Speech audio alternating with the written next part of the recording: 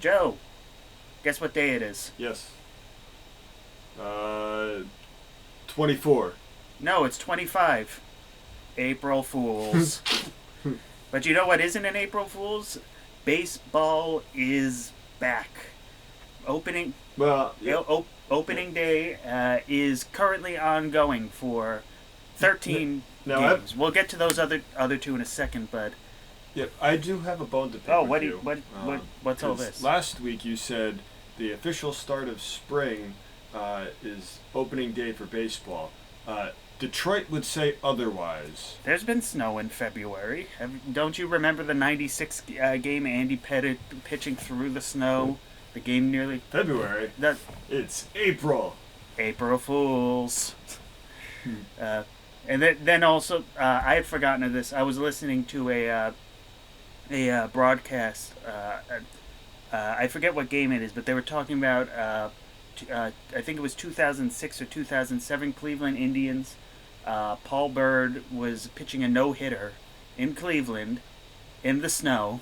They had to stop the game 3 times so that they could shovel out the field. And in the 7th inning, they had to finally say, "We can't play in this." Once the no-hitter was broken up, and so the entire series was canceled. The next series was canceled. They had to play their next homestand against the Angels in Milwaukee.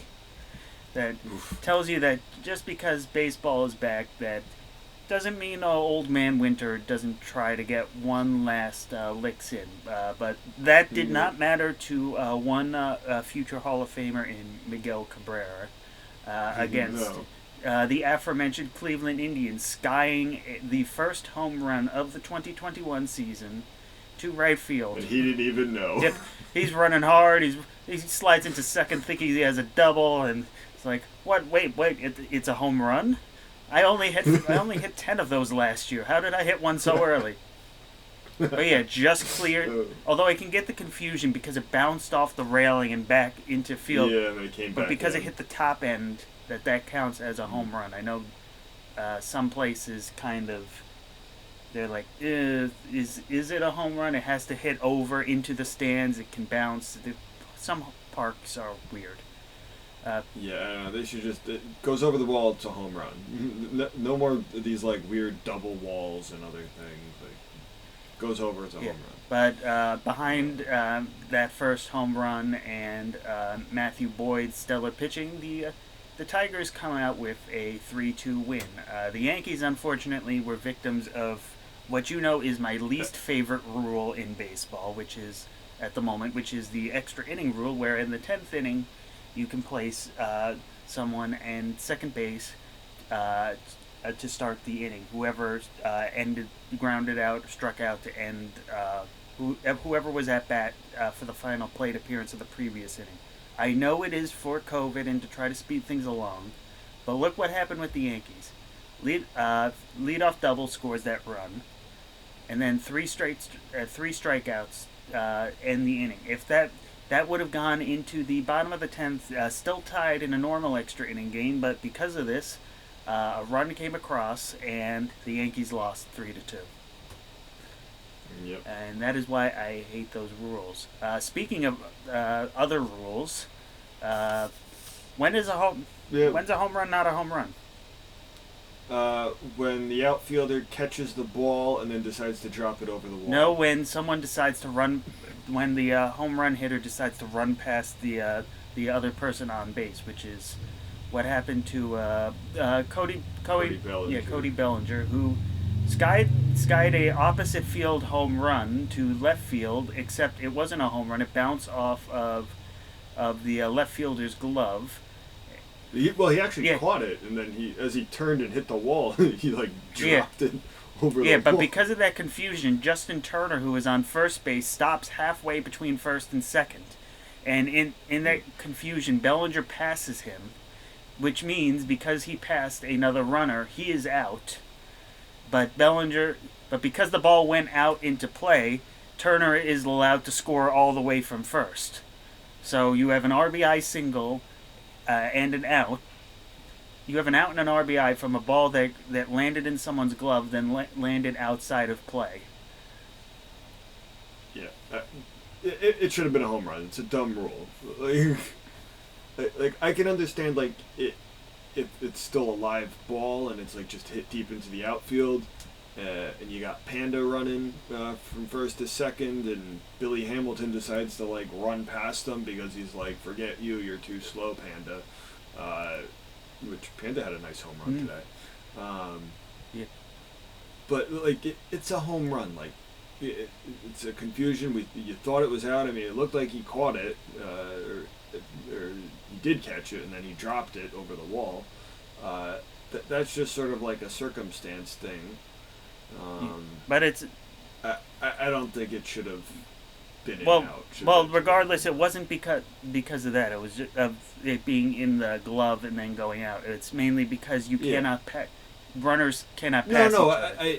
I get that, but like if he's running back because he thinks he caught it, at that point then he's like already rounding the base. He's like, all right, well, whatever. If I'm out, I'm out, and then apparently he's not out. So I don't know. I think it should have just been like, oh, hey, it was a home run. Everything's overturned. Everyone, take your walk. Yeah. Take your trot. Yeah. But Brian Hayes, who is pretty much the one bright point in the Pittsburgh Pirates roster right now,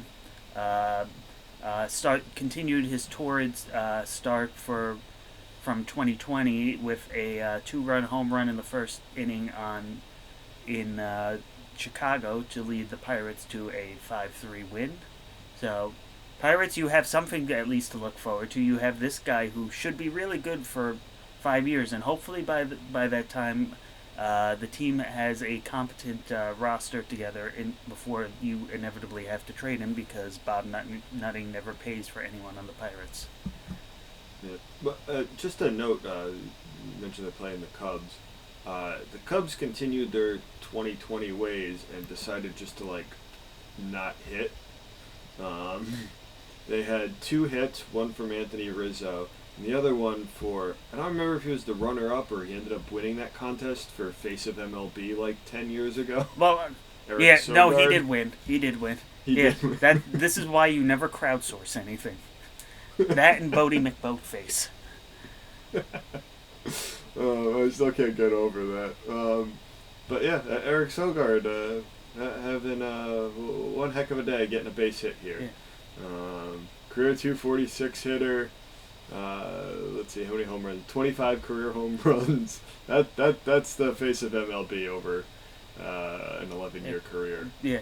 And if you like offense, look no further to Kansas City, where in the first inning the Rangers score 5 runs on an RBI single, an RBI double, and an RBI single.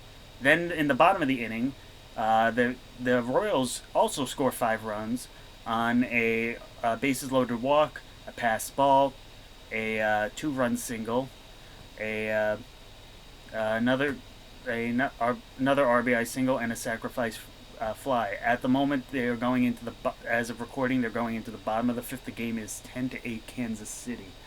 There are a lot of big scoring games today.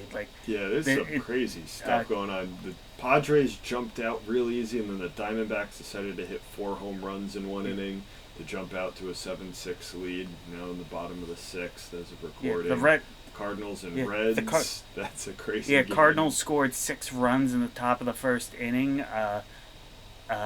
New acquisition Nolan Arenado has already driven in 1 and scored a run on 2 hits, and some Goldschmidt's getting some stuff done. Yeah, I looked at that infield and outfield on the Cardinals. They have like all the Gold Gloves in the area. You have Goldschmidt, you have Arenado, you have DeJong, Molina. O'Neill can pick it in the outfield. They're going for all defense. Like, don't expect some misplays from them. Yeah. And then, of course, let's talk. There is the Florida series, Tampa Bay and Miami, where the Rays have a 1-0 lead. To remind everyone that yes, pitching duels still exist. And no, the Rays aren't limiting attendance because of COVID. It's just nobody shows up to raise money. Well, it's a Marlins game, but well, they're in the the Marlins, same thing but, still like, applies. Still, But Same can thing I still say applies. it is so good to see fans back in stadiums. It's limited, yeah. but it is so good to see people back in the stands. Again. Well, what do you? Well, I mean, are you ready for when the Rangers host when they get a full stadium? It'll be for one day, and then just like the Rays and Marlins, the team sucks, so they will probably not reach max capacity. I do know Commissioner Manfred has said recently he hopes that by midsummer that they will be able to have full capacity once again at all 30 major league stadiums. Unfortunately, we do have to talk about one of the two postponements today. Yeah, one of them affected your fantasy Well, league. two of them actually, but we'll get to my Two. fantasy team a little later. But one, Baltimore and Boston, it rained, so that's it. But rain. It was snowing in Detroit, and they were It's fine. the same storm. It's a little further south. But the second game in that area, New York at Washington, would have been fine because it was supposed to start at 7 o'clock tonight. Unfortunately, just after breaking camp, the Washington Nationals got a positive test on Wednesday afternoon of at least one player and 5 people in quarantine. That has since expanded to 3 players testing positive, plus another player who is likely positive. Several players who have or caught in self quarantining, including a coach. Now the team is completely self quarantining, and the series is in doubt. So Yeah, not a good thing, especially because this was supposed to be the ESPN. I'm not sure if it was the ESPN or this was supposed to be the marquee opening night game. Well, DeGrom versus Scherzer. We were talking about that last week. How we were both excited. For this would have been the way to bring it back, and now it's not. And I just hope it's not Juan Soto because he got robbed of that last year when he had that false positive. Yeah. And then he didn't get to play, and because he missed that like first 2 weeks, he couldn't qualify for the batting title and some other stuff, which he very well could have won. Here's the problem: until they play games, we do not know who is tested positive. Per the agreement with the players' union, the only way you can find out who tested positive is who placed someone on the COVID list, or if they agree to it. However, we can take some clues based on a report of the Washington Post, Jesse Dougherty, who reported on Wednesday night of 4 players who were ticketed to come up to the majors. Yadiel Hernandez, an outfielder, Luis Garcia, an infielder, left-hander Sam Clay, and Robert Murray of Fansided added that catcher Tres Barea was also going to be added to the club. So that tells you at least one outfielder, one infielder, one pitcher, probably a left-hander, and one of their catchers is out of action. Wow. Well, it sounds like those guys are all playing Catan together real close. Yeah. Apparently what it was is that everyone who, from the initial test, was on a charter flight together. But again, COVID, it takes a week in advance, so they were very likely around everyone else in Florida. Yeah, they gotta wait at least 10 days if you're positive. Yeah, and the team. So that's gonna be. And a the bummer. team is. We have to see the Mets and Nationals. Their first series, as we said, is most likely out. The next team that was supposed to face Washington is, I don't know why I was looking at my fantasy because I don't have anyone from the Nationals on there. But that this could affect their. We remember from last year with the Marlins and the Cardinals that this could take a couple of weeks before. Yeah, they're playing in Atlanta. Yeah, next. so that could knock out that series. There should be no worry for the Mets because this all happened before the weekend. They should be fine. Who are they playing before? Oh, They played Houston, St. Louis, and they actually played the Mets on Friday, March 26th. Yeah, So, well, I'd say probably with a week, yeah, that would possibly do it. But I remember from reading that even if you initially get it, it takes a couple of days, I believe, before you can pass it up. It's not like you get it and suddenly you're contagious. It takes a yeah, little bit to load up, if you will. yeah. So what would be Well, what it yeah. would be effective is who they played in the last couple of days of spring training. Well, that's what I said. Houston on the 29th, St. Louis on the 28th, Mets on the 26th, Yeah, Miami on the 25th. So, yeah. It um, it hopefully yeah, should be random enough that no one else is affected. If we remember from yeah. the initial Marlins thing that Mm-hmm. and the Cardinals, that while they spread to the team like wildfire, they did not jump from team to team, which was a encouraging enough sign that allowed baseball to continue last year when it looked like it was on the ropes. So Mm. hopefully that's the same case here, and we don't have to worry about more than just a couple of players. Apparently, one player has a fever, but the rest are asymptomatic. So whoever that player is, let's hope that it is not another case of Freddie Freeman and 104 fever. Yeah, that's. Well, I mean, if you win an MVP, is that a good trade? No, it is not. It is never a good No, it is trade. not. No. What is, I guess, Um, our last actual baseball news of baseball is what is a good trade off, which is Steve Cohen gives $340 yep. million over to Francisco Lindor over the next 10 years, and he becomes a Met. Uh, So about yeah, this, so the initial report was that he rejected what 10 years and like 325, and he wanted 12 years and like 380. Yeah. 385. So I I'm a little confused at this point that they're throwing in an extra 15 million for the same amount of years, but they didn't want to give him the 2 extra years and spread out the money a little Well, bit more. well, they are spreading out the money. That $5 million of each annual salary is going to be deferred from 2032 to 2041 for a total of $50 million in deferrals.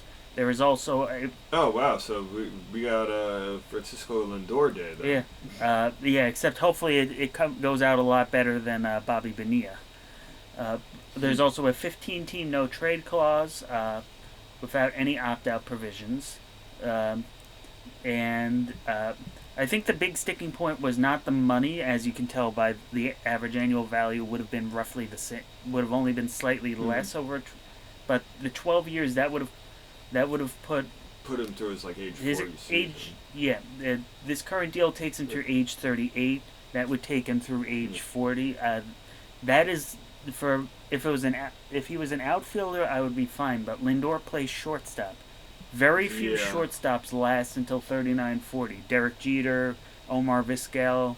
There are very few of I them. mean, even Jeter kind of broke down the last Yeah, 5 years of but his well, career. Jeter always cheated, he always took advantage of defensive shifts to make up for a lack of range. Yeah. But yeah, this I was like 380 for 12 years. I would never give that to a shortstop of age No. 27. Tatis is the only one that I would do. Yeah, because he's still young He's enough. 22. A 15. What was it? A 13, 15 year deal. Yeah, 12, 13 Yeah, years. a deal like that. So, He's still like 35, 36. This deal start, not ideal, but like. but you can take that risk. Uh, Yeah. saying that Lindor will be fine through age 40. One, I would Yeah. imagine by that point he would have to move to third base, or if when the National League gets a To DH. like left field. Well, also the National League getting the DH could Yeah. also, but he would not last at shortstop, and No. that's primarily what you got him as. But Now, what I find interesting was this is now the second year in a row, I believe, that we've had someone be traded over and then sign a massive extension without ever playing a game. We had that with Mookie Betts last year signing that ridiculous contract with the Dodgers. Won a World Series, so yeah, guess is worth it. And then Lindor just did this with the Mets. Um, Any thoughts on Well, that? I can get the idea behind it. The impetus is sign him now before you can go. He has a chance to get in on free agency uh, and drive that price up more. And especially with there being a Hall of Fame caliber shortstop class with Trevor Story, Javier Baez, Carlos Correa, among all the other serviceable names. Uh, that it certainly would have driven up the price. Like Lindor and Story were definitely at the top of that list because one for power, one have for having all around and being a tremendous clubhouse presence. And certainly the other thing is the Mets just gave up a lot of talent for him in Carrasco. They gave up Andres Jimenez. They gave up three other Ahmed Rosario, two other players. You don't want to see that only turn into 1 year of Lindor and 1.5 of Carrasco because he's starting hurt. You want to actually see this turn into a long-term commitment for all parties involved, and that's what happened. Now, as I said, the winners in this also are Trevor Story, Carlos Correa, uh, Javier Baez. If they all hit free agency, at least Story will because the Rockies are tearing everything down. But that one less guy on the market means their price goes that much higher, both based on his contract and the fact that there's one less player to go after.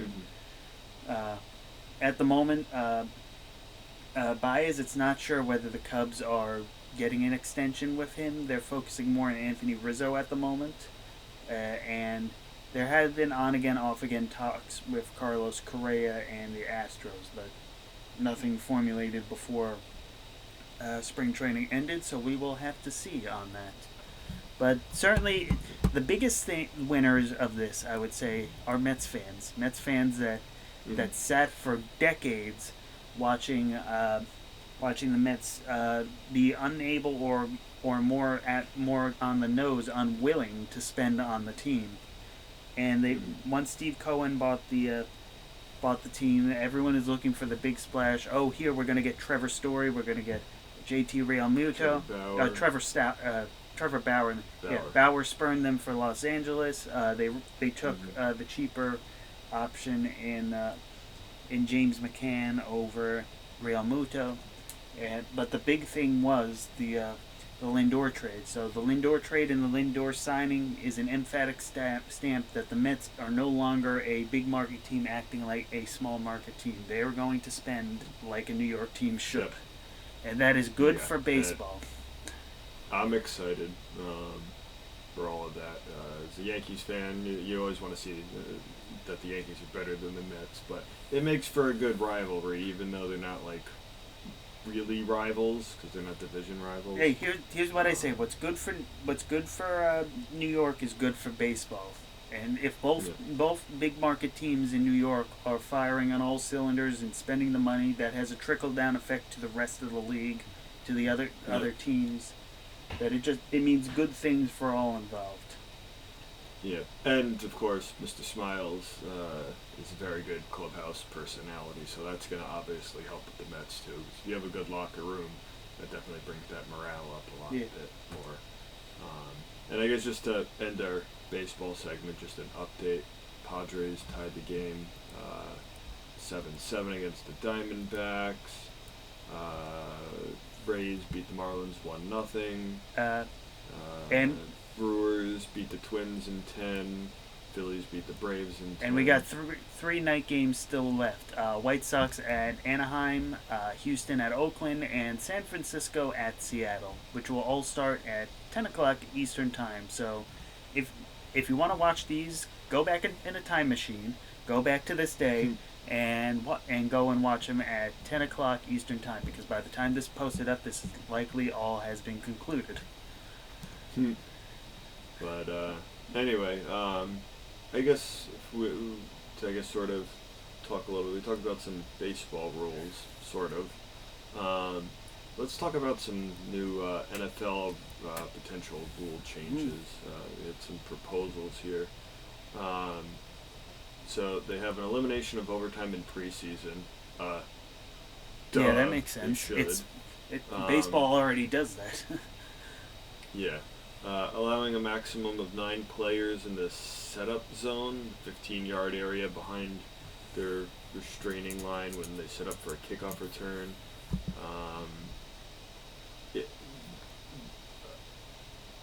This is for like on a kickoff because kickoffs were deemed unsafe, or I mean, all of football's unsafe.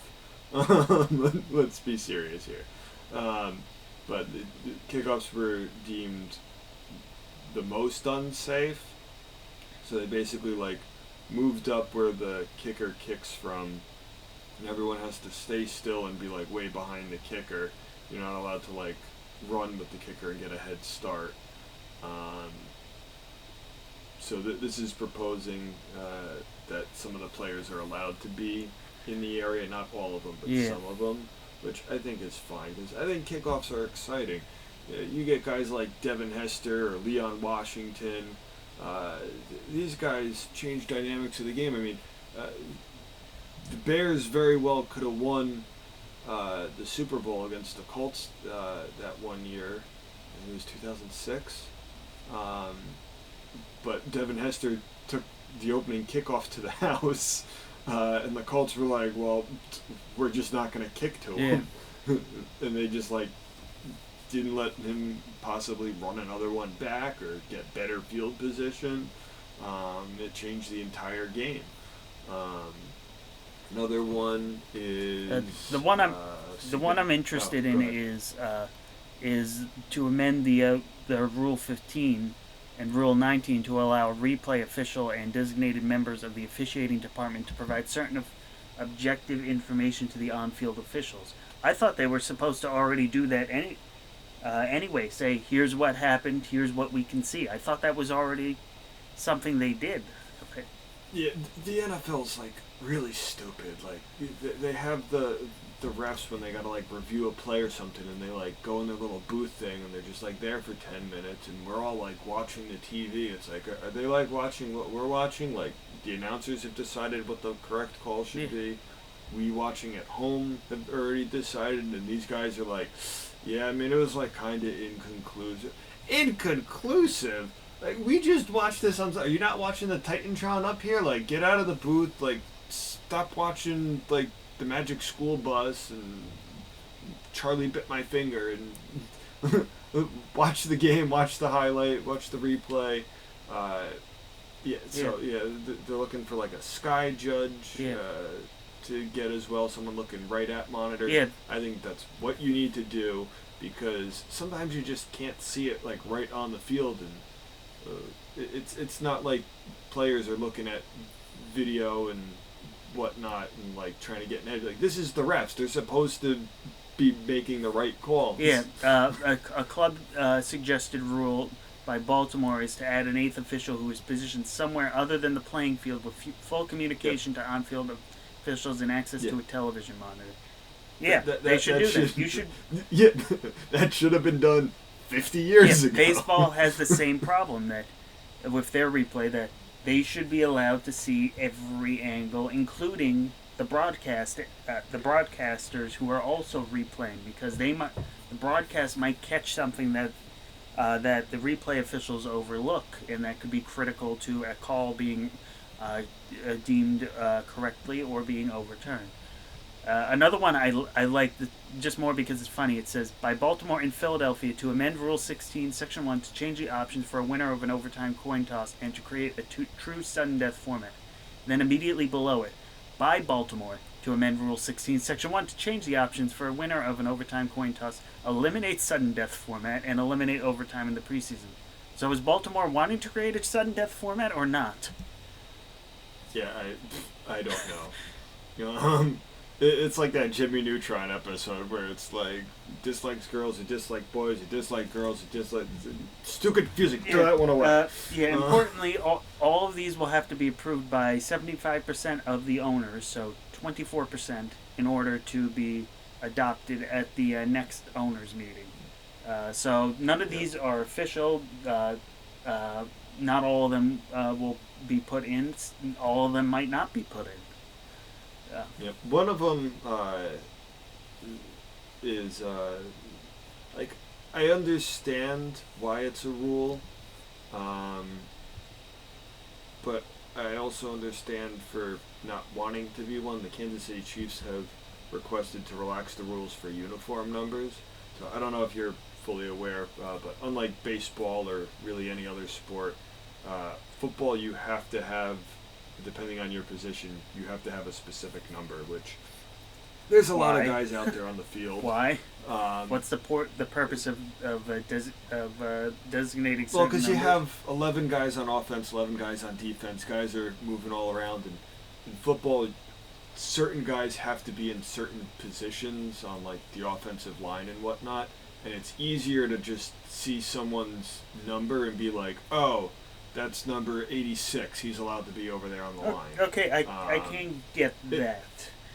So like it makes it easier for the judges to make sure someone's not in an illegal formation. Yeah, So like I understand that, but at the same time, it's like, what do you do when all your numbers are retired? What do you do when you're like the New York Yankees and everyone is famous and is retired? But yeah, I can get that more now. I know in Japan, the Nippon League, 19 is usually reserved, 18 is usually reserved for the ace of the pitching staff. That's like 10 in soccer, football. Yeah. Which is also, in case you're wondering why Masahiro Tanaka wore number 19. Remember when he first joined, Hiroki Kuroda was still on the Yankees. So since he had already taken number 18 and was the elder statesman, he deferred to number 19 so that Kuroda wouldn't change his number. Yeah. Well, actually, speaking of Tanaka, he's out with a calf injury, and at least he's like still buddies with Aaron Hicks, who sent him a "How you feeling, buddy?" tweet. Well, there's rumors that after a year or two, he might try to come back to the U.S. or even the Yankees, depending on what financial situations shake out. Because that's the main reason he didn't come back. The Yankees were unwilling to budge, and it seemed like it was either the Yankees or Hokkaido. So. Yeah. Well, apparently one of the other things through the rumor mill and grapevine is that his family was getting it was like kids were getting harassed or something at school for being Asian. This whole anti-Asian culture going on apparently now. Yeah, with the virus, which some stupid people can't tell the difference between A, it's a virus, it doesn't care about your race, and B, someone who's Japanese looks distinctly different from someone who is Chinese. Yeah. But this is neither here nor there for this. No. But going back to football, there's another thing of note that the ownership, the San Diego Chargers, the Los Angeles Chargers, they exist. They are coming out of a rebuild from the last 2 years, or at least trying. Their owner is Dean Spanos, and it seems like all things in the family are not as it is. As is reported today that one of his sisters, Day Spanos, how original! Just take the N off for Dean, and you get Day. But apparently Day has filed a petition in Los Angeles County Court asking a judge to force a sale of the Chargers. To quote the argument, mounting debt has imperiled the family's finances, and the only solution is to put the NFL franchise on the market. Quote, every day that passes increases the risks that the charitable beneficiaries in the Spanos family legacy will suffer irreparable damage and reputational damage. Apparently this has been going on behind the scenes for some time, at least in 2019 when Spanos told his siblings that he would retain an investment bank at the end of 2024 to help sell the team. So this is, if the pandemic did anything, it might have hastened this move.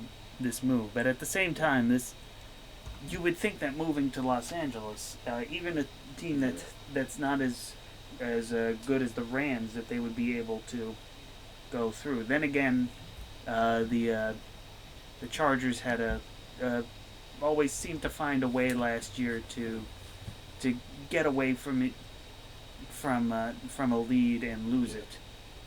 Now, as to if they should be forced to sell, yeah, if you're losing money and you keep losing money and it's not really helping the situation and you're not winning games, yeah, maybe it is time to sell.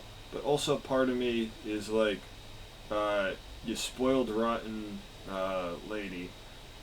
Stop crying, go get a real job. And learn how to save money.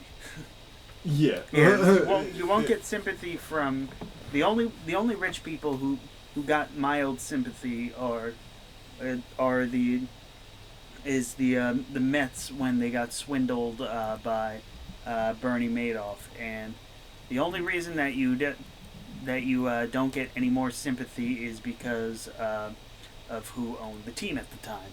Those who now who shall not be named for Mets fans. All hail Steve Cohen. Yeah, but even though he's a bit shady too. Yeah, but you could definitely say that he's a lot less shady than what's his face who he bought it from. What's his face? Why am I? The Wilpons? The coupons. The coupons. Yeah, definitely. At least he's willing to spend money. The coupons never did. Yeah. So apparently, 2 more lawsuits have been filed against Deshaun Watson. What does that make that now? 14? So I think that's like I think it's up to 19. Jeez. Yeah. But apparently, now 18 women have put in statements defending the quarterback that he's gone through like 130 massages between them over the past 5 years, and all 18 of them have said that not at one point have they felt uncomfortable or has he done anything. He's been nothing but professional.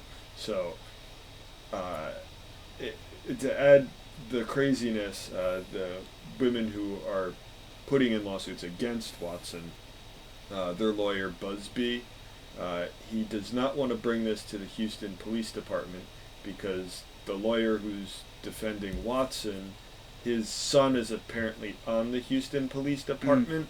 So Busby feels like there could be some tampering, which don't blame him, but at the same time, provide evidence that you think that they would be tampering. Don't just say, "Oh, because he's there, he could be tampering." And to update it, it's actually 21 women, 21. Against, and 18 for a total of 39 women and 1 Deshaun Watson. So as we predicted, this has become a terrible mess. Yeah, so someone's being paid on either side here at this point. Yeah, so I think that which side we still don't know. I think this has no choice but to go through the courts now.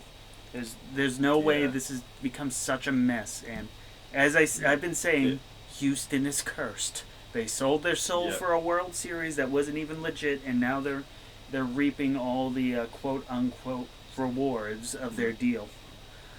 There's no other way to say it at this point. There's just too much stuff that's come on. You've had out for seasons. You had steroid scandals. You had international controversies, and now racial controversies. Now sexual allegations.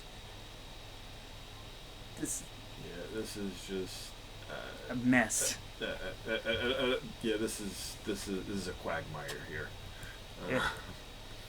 You know what else was a bit of a quagmire? The NASCAR race at Bristol. It was supposed to be on Sunday per usual, but rain decided to happen in Tennessee and pushed it to Monday. It was going to be in the afternoon. It got all the weekend races were pushed. So we had the dirt race, which was the first time in, I believe, 50 years And the last one was the famous Hall of Famer Richard Petty. Um, what it came down to was Logano and Hamlin were fighting it out. It went into an overtime because crashes were happening because it was a dirt track and drivers can't see when there's dirt on their windshield. Um, like watching some of that stuff, it was just completely crazy. I don't even know how they had this. It's a nice gimmick. I don't think I'd want to see this every year. I think it's just a little too much. But Hamlin and Logano were fighting it out, and Logano ended up getting the jump, and Hamlin sort of went to the outside and lost a couple spots. And when asked about it afterwards why Hamlin didn't bump Logano, and Hamlin basically said, like, I don't race that way, which was sort of like the jab at Logano, who can be dirty and hit people and then be a crybaby when he gets hit. So that's one of the reasons why I sort of like Denny Hamlin as a driver. He's been pretty clean in his entire career. He wins races. He still hasn't won the big title yet. He's not getting much younger either. I think he's in his 40s now. Born in 1980, so he's getting up there. And with Logano winning, we now have how many races have we had so far this year? 1, 2, 3, 4, 5, 6, 7 races and 7 different winners. Yeah, that is completely insane. Because you have with the standings, only the top 16 guys make it in. So 7 of those spots, basically, if you win, you're in. Because I think you have like the cutoff is like 24th or something, or whatever. So that way, if like you get one win and then like you do terrible the rest of the year, then you don't technically get in. But we've got 7 guys in. And that still leaves 1, 2, 3, 4, 5, 6, 7, 8, 9 spots to fight for. And probably like another 3 or 4 on like some other guys who are just like not quite there yet, who might be able to like find a win. Ryan Newman might win a race. Cole Custer, who was a rookie last year and won. Matt DiBenedetto could win a race and steal something. So things can change. Yeah, things can change. This is gonna make for a very interesting rest of the NASCAR season. I'd almost forgotten. I was just looking at other things to talk about. I forgot another big thing that's going on right now in the sporting world centers on the state of Georgia. As you know, Georgia recently passed a new voting law that limits what times vote ballots can be open, limiting the use of ballot drop boxes, and makes it a crime to approach voters in line to give them food or water. That's technically against fighting against religion, because that's a Christian thing to give people water and food. Yeah, apparently if you just set up a water cooler somewhere though, and people can just move the water cooler, apparently that's fine because you're just moving a water cooler, and if they just happen to take water from a cup that they brought, that's perfectly fine. But anyway, this has been the source of a lot of controversy. There have been a lot of calls for boycotts of Georgia and Georgia-based businesses that don't speak out against it. And Sporting World has not been immune to that. The National Black Justice Coalition has called for the PGA Tour and Masters Tournament to pull out of the upcoming Masters Tournament in Augusta this week. That's probably a little too soon because I believe it's next week. But a thing of bigger impetus is the All-Star Game in July that is set for Truist Park in Atlanta, and there have been calls for the MLB to move the All-Star Game. You had Tony Clark, the head of the Players Association, saying that they're open to discussing the matter with the owners. You had President Joe Biden come on ESPN and say that he would be open for he would support moving the All-Star game. Which, first of all, can I say, why is the president on ESPN? He has no business being on a sporting network. He should be on Fox or CNN or BBC, an actual outlet talking about news and politics to discuss the matters of importance, not going to ESPN, which is a sporting network, to do this stuff. That is just me, but and and my opinion is that if they move it, one, they're going to have to scramble with only a couple months to do it. These things take over a year to, actually a year and a half, 2 years to plan out. So just to up and move it with no notice would be unprecedented. And two, remember that pulling out also means that everyone who works those events, many of whom are of people of color, who are minimum wage workers, they would be losing those bonus jobs and times that come with the All-Star Game festivities. So that's just me. I would say if you want to do something, go out and support people who would change the law. But if you're boycotting, I believe you're hurting the wrong people in the boycott. But that's just me. Yeah. Actions speak louder than doing nothing. Yeah, that's why I said.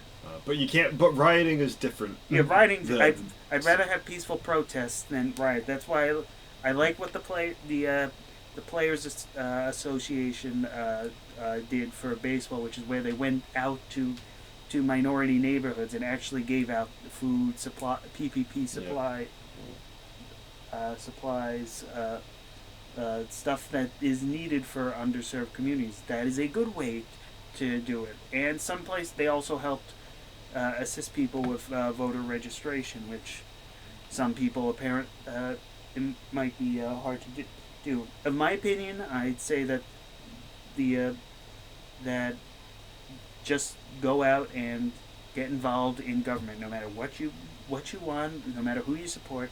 As long as you're in government, you're in the same. But that is my 2 minutes of two political bros for the week. Yeah, it doesn't matter what you originally sign up and register.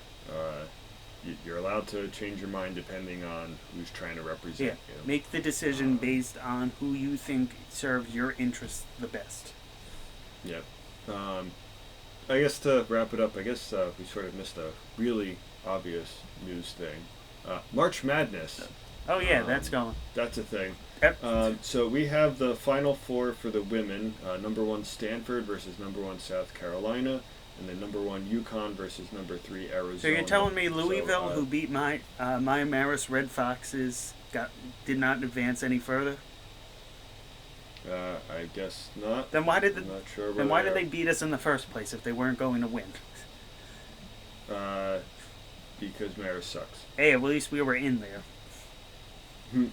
So yeah, the only number 1 seed that's not there is North Carolina State, which they lost to number 4 Indiana, who then lost to number 3 Arizona. So that was actually a close game, 73-70. But do you have any predictions on who's going to win? No, because everyone's brackets have been busted throughout both, or at least been horribly mutilated throughout the entire process on both the men's and women's. So I am washing my hands and saying whatever comes out will come out. If you want me to take a stab in the dark, Arizona. Don't ask why, I just have a feeling. I was going to go with UConn because for a while I think they were like super number 1 for a while. But I just have a feeling Arizona's going to come out. As for the men, we have number 1 Gonzaga versus number 11 UCLA. And then we have number 1 Baylor versus number 2 Houston. To note, Gonzaga is undefeated this year. They haven't lost the game yet. I think they're like 30-0.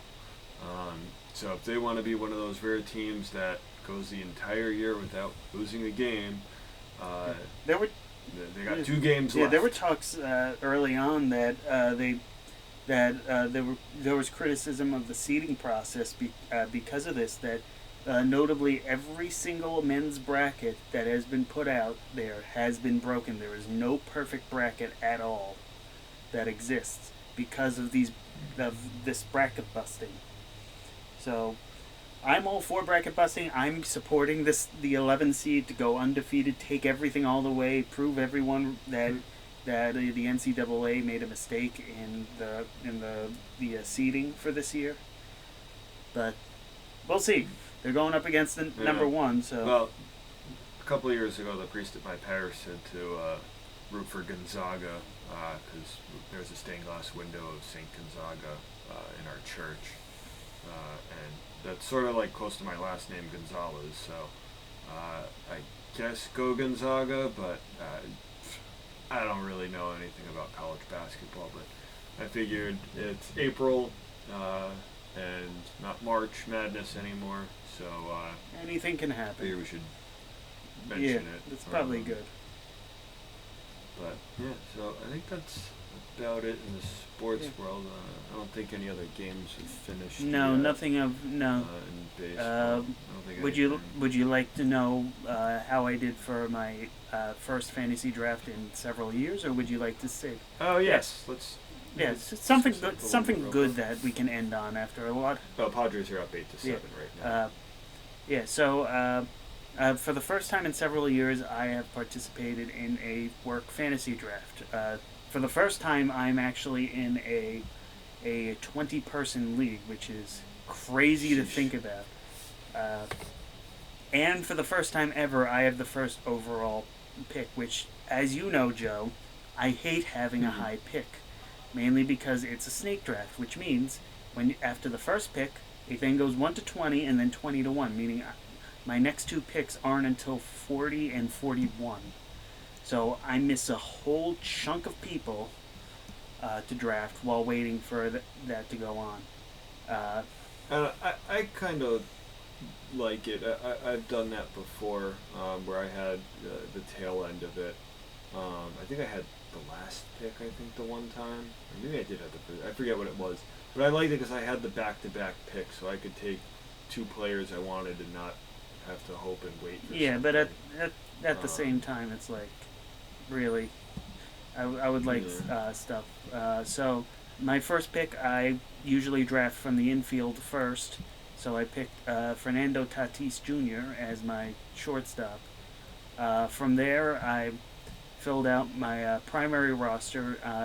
Yasmani Grandal as my catcher, Ryan Mountcastle as my primary first baseman, Jeff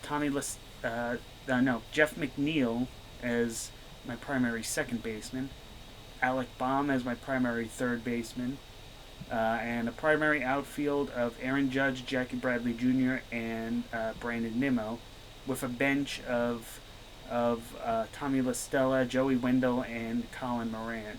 And Yoshitomo Tsutsugo leading things. For the pitching staff, with my second pick, I picked the old Sea Dog Clayton Kershaw, who did not do that well today, so that didn't hurt, but early days. It was also in Colorado, which is never a good place for pitching. Yeah. Then I like to fill out my closers, who I picked Aroldis Chapman and Trevor Rosenthal. Rosenthal, who immediately went to the injured list. And Chapman suspended the first two games. Which wouldn't have mattered today. With them losing, probably not. Well, I mean, maybe they would have done something, thrown him out in the 10th inning. Yeah, but it's nothing I'm worried about. The rest of my rotation, because I didn't pick another reliever at the moment. Andrew Heaney, Domingo Herman, Mike Minor, Carlos Martinez, Rich Hill, Jake Arrieta, and Adrian Hauser. Mike Minor's an interesting choice. Yeah, I kind of like him. He's an underrated steady arm. Was he originally like a reliever? No. again? What he was a starter, got hurt badly, came back as a reliever, and then transitioned back to starting. Right, because I think I picked him up in that weird transition when I played, when I did a fantasy league with you, like 8 years ago, and I think I had him on my team, and he like counted for both. So I was able to like stockpile on my Yeah, pitching. no. And I literally won that championship because I overcompensated on my pitching, and the other guy didn't meet his innings requirement. Yeah. So pitching wins championships. It always does. Always does. That doesn't exactly bode terribly well for my first matchup. The guy I'm facing has DJ LeMahieu and Marcelo Zuna on his roster, and has a pitching staff of his pitching staff is a little more barren. No true closers. He has Giovanni Gallegos and Chad Green as relievers, and then he has Sixto Sanchez, who's staying in the minors for a bit to recover from COVID a little longer, and then has the likes of Chris Bassett, Christian Javier, Justice Sheffield, Garrett Richards, Ross Stripling, and when he comes back, Mike Soroka. So there are two aces, but in this early day, if I can get some good string of starting pitching, I'll be able to make up the difference. Right now, I'm 0-5 and 7 and 5 against him, mainly because I was asleep and didn't realize that it was likely that the Orioles would be rained out, which means Colin Moran was on my bench when he went 0 for 2 with a run scored and 3 walks. That would have really helped my on-base percentage. Yeah. But so far early days, 118 average, 200 on-base percentage, 2 for 17. I'm losing in 5 categories. Well, I mean, it can only get better from here. Only can go up. And as I said, I should be able to pick up on pitching, especially with Kershaw getting 2, 3, 4. He usually bounces back. Yeah, getting a second turn. Well, all my starters should get a second turn. Adrian Hauser, I think, is very underrated. He ended 2019 transitioning to the rotation in a 3.28 ERA, so the potential is there. So I feel like he will have a nice bounce back and better than. Now, do you have a guy on your roster who do you think is going to be the first guy you drop? First guy I drop, aside from whoever I'm picking up to replace Rosenthal in the meantime, I would probably say Jake Arrieta. I have him because I needed someone to fill in quality starts. At the same time, if he gets quality starts but the Cubs can't score, he might be someone I drop and pick up for another hot starter, especially, or even another reliever, because there is a limit on how many starts I can have. I believe it's 11 starts from starting pitchers plus, 17 for the first a week because it's an extended week. But since I have all these starters, I might run into that starting limit very early. So there's a lot of opportunities for relievers. As I said, Rosenthal is out at the moment. The Blue Jays are going to have to mix and match for a closer in the wake of Kirby Yates. Plus, I can also just get someone who gets a lot of strikeouts. There's always that option but I'm leaving the flexibility to see who gets called up. I intentionally passed on a lot of guys who might be called up but are otherwise in the minor leagues, mainly because I want more immediate results and not want to have my roster bogged down by someone who might not be called up for a couple months. But we'll see. I got my eye on some guys, and I guess we can make this a recurring segment where we say what's happened for fantasy baseball for this week. Now, do you think with the team you have now, good enough to win it all? Well, we'll see. I'm not too confident of winning it all, but I would say a good amount of getting into the playoffs in September. My concern that I would have is from this team is that there are a couple of I went for more safe picks, so high floor, low ceiling, like Buster Posey as my backup catcher, Jackie Bradley Jr. and Ryan Mountcastle instead of more upside-minded picks. Mm-hmm. Underrated, I feel, on it is Brandon Nimmo. He was picked rather low, and but is usually a great source of on base percentage over his career. So once the Mets get to playing, I feel that he will pay dividends as my regular outfield.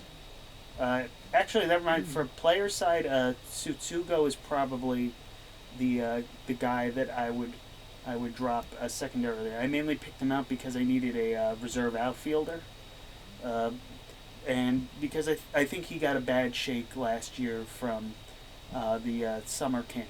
But at the same time, if he doesn't go out and I see someone hot raking through the minor leagues or major leagues, I might go and pick them up instead.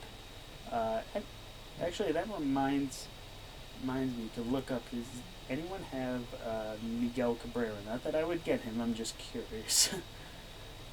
But Well, you're looking at that. I guess just a quick hockey update. I'm not going to go through the standings, but the Sabres finally ended their 18-game losing streak the other night against the Flyers, beating them convincingly 6-1.